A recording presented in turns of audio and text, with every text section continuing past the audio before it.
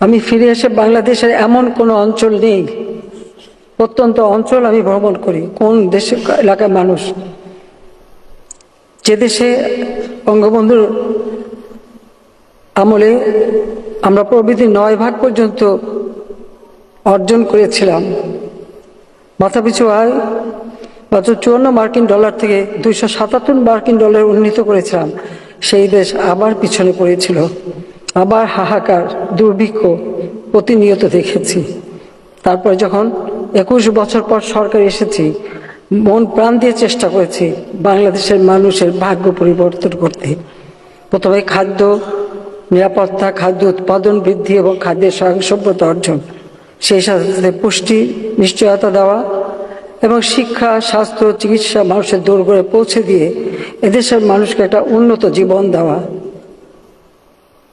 প্রথমবার 5 বছর, দ্বিতীয়বার এসে 2009 জনগণের ভোটে নির্বাচিত হয়েই সরকার এসে এ পর্যন্ত আজকের বাংলাদেশ আমরা উন্নয়নশীল দেশের মর্যাদা পেয়েছি।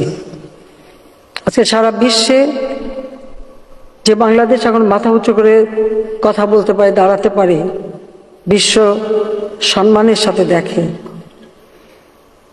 সেই বাংলাদেশে আবার রক্ত ঝরবে, আবার এই ধরনের অস্বাভাবিক অবস্থার সৃষ্টি হবে।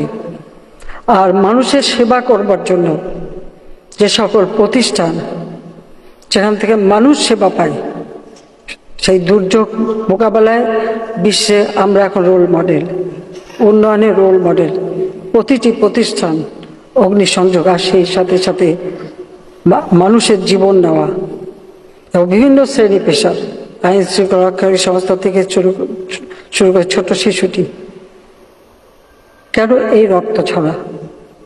আজকে যাদের আমরা হারিয়েছি, আমি তাদের আত্মার মাগফিরাত কামনা করি। আর যারা আপনজন হারিয়েছে তাদের প্রতি আমার সহমর্মিতা জানাই।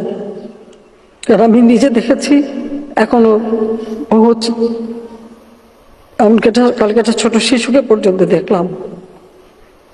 এটা অত্যন্ত কষ্টকর। আমি জানি না অপরাধটা কি ছিল আমাদের, যে ইস্যুটা নেই সেটা নিয়েই আন্দোলনের নামে এই ধ্বংসাত্মক কার্যকলাপগুলি, দেশের অর্জনকে নষ্ট করা, আন্তর্জাতিকভাবে বাংলাদেশের ভাবমূর্তি নষ্ট করা। কে কি অর্জন করলো সেটাই আমার প্রশ্ন। আমার